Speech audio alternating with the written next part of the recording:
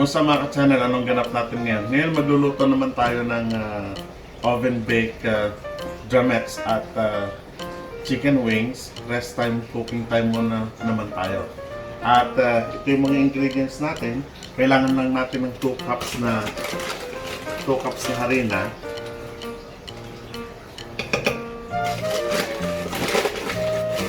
Ito madaling-madali lang kasi yung oven lang. And half cup ng cornstarch.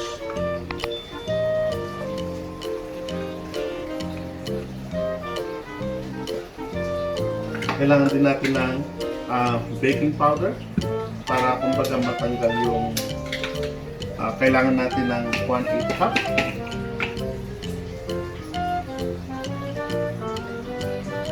Ang baking powder nakakatulong sa papalutong din ng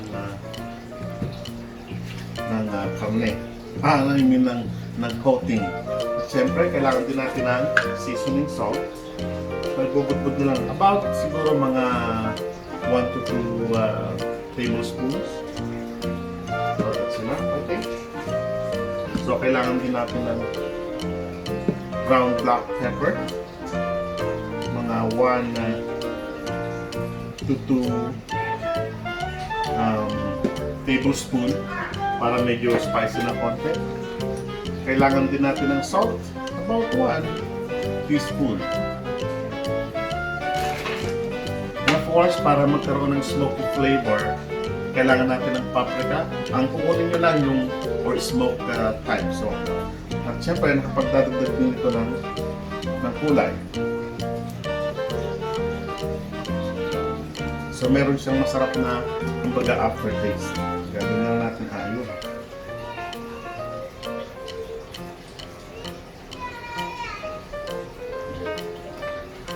Mga 1 tablespoon din. And then, meron tayong anato seeds for coloring. Ito natural food coloring. Talagyan natin yan. About a teaspoon. And then what we're going to do, haluin lang natin ng kamay. Naghugas na rin po ako ng kamay.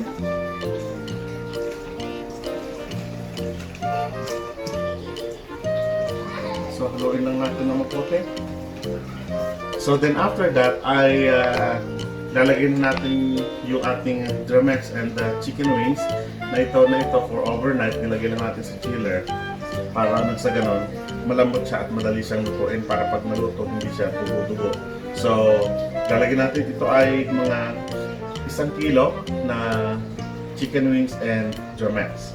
So, what we're going to do, hahalo lang natin yan. Mahalo lang natin.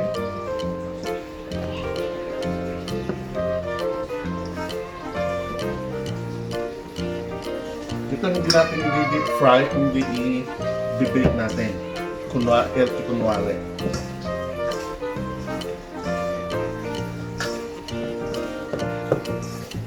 So free kayo na gumamit ng inyong mga kamay. Siyempre maghugas naman kayo, di ba? Sanitize naman kayo. Make sure na balot na balot yung inyong chicken wings and of course yung drummettes. Yan.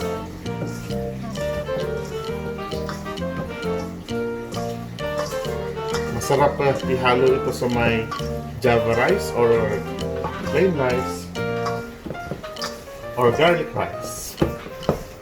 So ang kailangan ng bake, hindi na tayo gagamit ng mantika kasi sabi nga natin ang chicken wings at ang drummettes ay mataba na siya, so less fat, although fatty pa rin. So continuous lang tayo sa paghahalo hanggang sa ma-incorporate na lahat ng ingredients. Ngayon pala naamoy ko na yung paprika, smoky. So I'll just wash my hands. Okay, so ilalagay na natin siya sa ating tray para nang sa ganon ay maayos natin mabuti.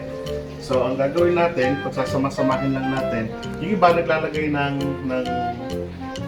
foil pero non-stick naman siya kaya okay na.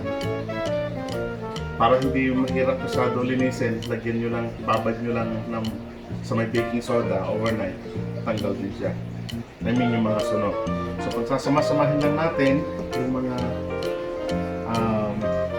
chicken wings para nang sa ganon alam natin yung magkakasunod.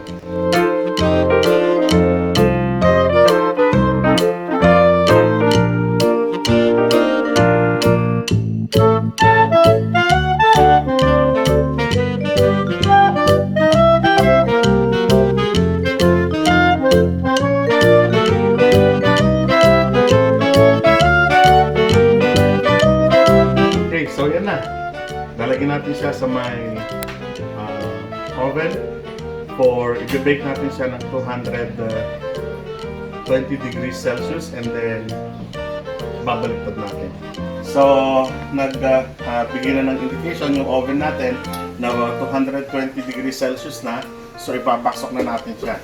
So that's 220 degrees Celsius, lalagay lang natin siya sa may middle rack and ilalagay natin siya for 20 minutes for 220 degrees Celsius and then babalik-tarin lang natin siya and then iluluto lang natin siya for another 20 minutes pag na-flip na natin siya. So, let's go!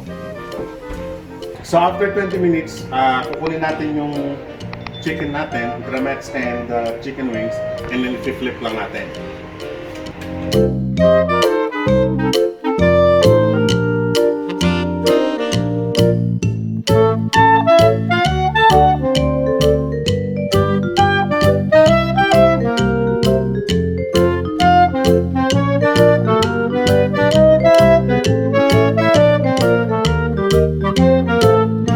Okay, so nabaliktad na natin.